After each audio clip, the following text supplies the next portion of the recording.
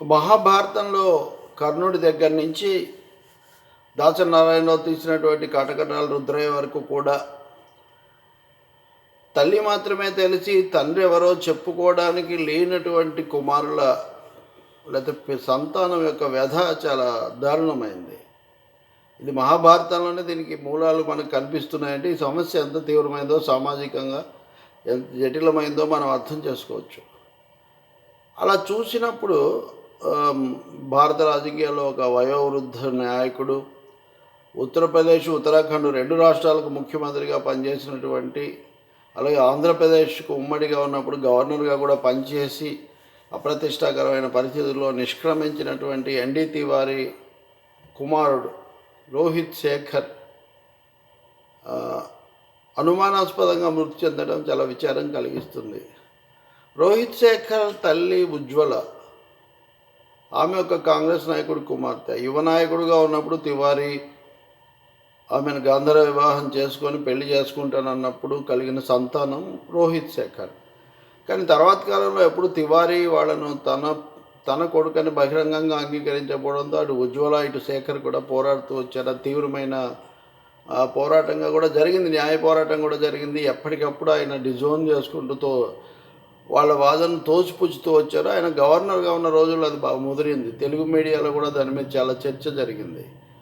చివరికి ఇది న్యాయస్థానం దాకా వెళ్ళి అక్కడ DNA పరీక్షలు కూడా అయిన తర్వాత రోహిత్ శేఖర్ ఎన్డీ తివారీ కుమారుడు అని చెప్పి నిర్ధారించబడింది. నిజానికి ఇది చాలా బాధాకరమైనటువంటి వ్యవహారం. ఇది తనకు సంబంధించిన ఒకవేళ వ్యక్తులు, వాళ్ళ లక్షణాలు, వాళ్ళ సంబంధాలు, అనుబంధాలు ఎలా ఉన్నా వాటిని ఒప్పుకొని నిజాలను గౌరవించడానికి బదులు అటు ఉజ్వలను ఇటు కుమారుణ్ణి కూడా ఎన్డీ తివారీ చాలా కాలం పాటు ఎంతో మనస్తాపానికి గురి చేశాడని చెప్పాలి. వైద్యశాస్త్రం, న్యాయశాస్త్రం రెండు కలిసి, అలాగే మీడియా కూడా చేసినటువంటి కృషి వల్లనే చివరకు రోహిత్ శేఖర్ను తన కుమారుడిగా ఎన్డీ తివారీ అంగీకరించారు. ఇది నిజానికి చాలా పెద్ద విజయం, ఒక స్త్రీ సాధించినటువంటి విజయం, ఒక న్యాయము, సమన్యాయం సాధించినటువంటి విజయం కూడా మనం చెప్పాల్సి ఉంటుంది. వారేం మాకేం ఆస్తిపాస్తులు అక్కర్లేదు, మేమేం వారసత్వం కోరడం లేదు, కానీ గౌరవప్రదంగా ఉండటం కోసం నేను పలానా వారి కుమారుడిని సన్ ఆఫ్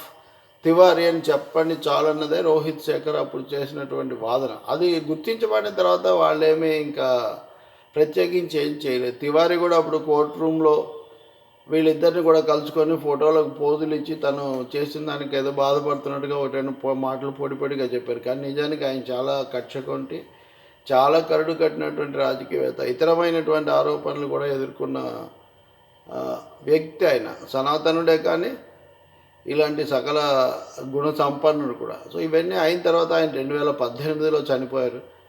2018లో చనిపోయాక ఇప్పుడు హఠాత్తుగా రోహిత్ శేఖర్ చనిపోయినట్టుగా వార్త వచ్చినప్పుడు ఆ తల్లి ఉజ్వల మామూలుగానే తీసుకున్నారు. కానీ తర్వాత చూస్తే మనం వివేకానంద రెడ్డి హత్య కేసులో చూసినట్టుగా ఇదేదో అనుమానాస్పదంగా ఉంది, గొంతు అని ఊపిరాడకుండా చేసి చంపేశారని బయటకు వచ్చింది. సరే, ఎవరు చంపేశారు ఏంటి ముందు పరిశోధన దర్యాప్తులో తేలుతుంది. కానీ మనం ఇక్కడ సోషల్గా, సామాజికంగా చెప్పుకోవాల్సింది ఏంటంటే తన పుట్టుక తన గౌరవప్రదమైందని, తన తండ్రి తల్లి వాళ్ళ పేర్లు లోకానికి తెలియాలని చాలా ధైర్యంగా పోరాడి